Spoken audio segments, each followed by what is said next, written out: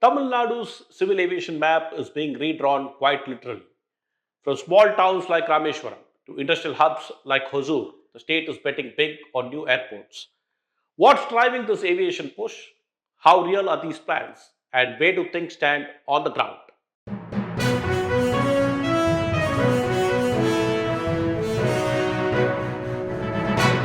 Vanakkam. This is T. Suresh Kumar. Thank you for joining me in this episode of the Hindu Focus Tamil Nadu. Today, let's examine Tamil Nadu's ambitious airport expansion drive.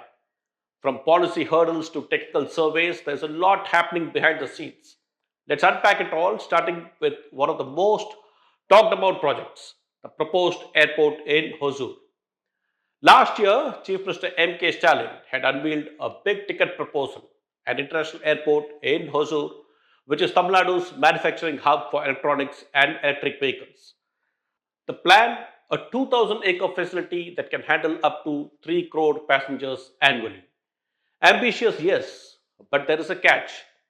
As we discussed in July 2024, Hosur falls within 150-kilometer radius of Kempakoda International Airport in Bengaluru.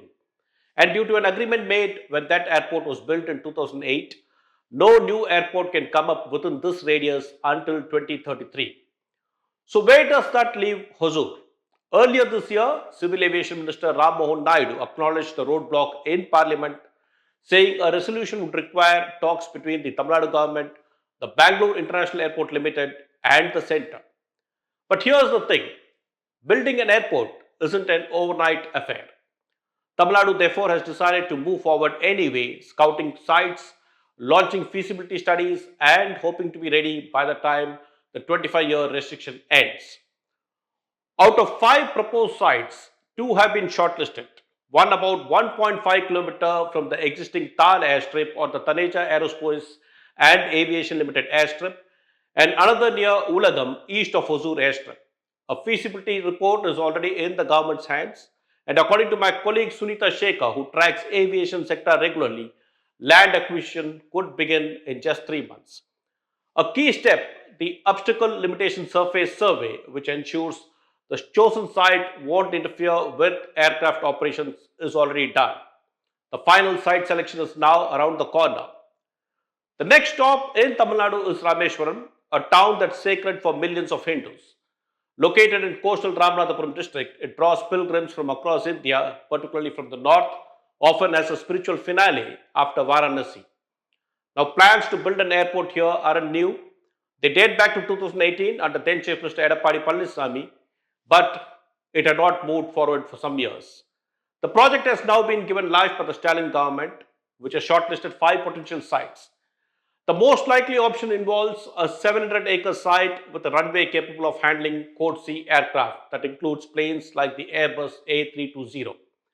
The final site selection is expected by the year end, which would some years from now pave the way for direct flights and a major tourism boost for the region, especially with attractions like the Rameswaram temple, Dhanushkodi, which is India's last land point in the south, and former President APJ Abdul Kalam's memorial.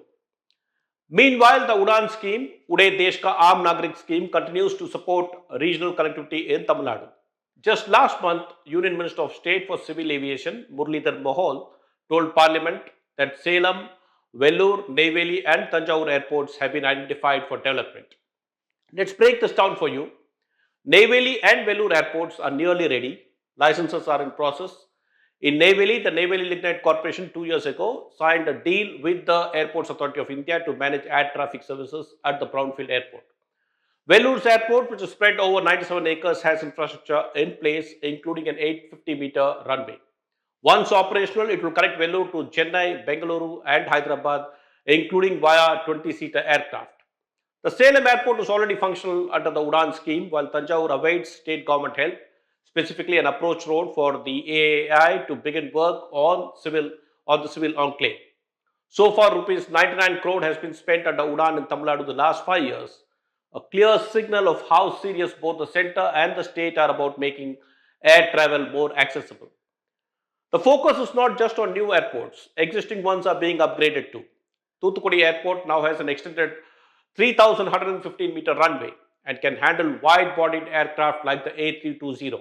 It's also equipped for night landings and can now process 1,400 passengers per hour, up from just 156 earlier. Upgrades are also in progress at Madurai, Tiruchi, and Coimbatore airports. But not everything is taking off smoothly. The long awaited second airport for Chennai at Parandur is facing delays. The project requires over 5,000 acres land across 20 villages in Kanjipuram and Sriperumbudur. Due to local opposition, land acquisition is moving slowly. The original hope was to wrap that up by October this year, but that's no longer realistic.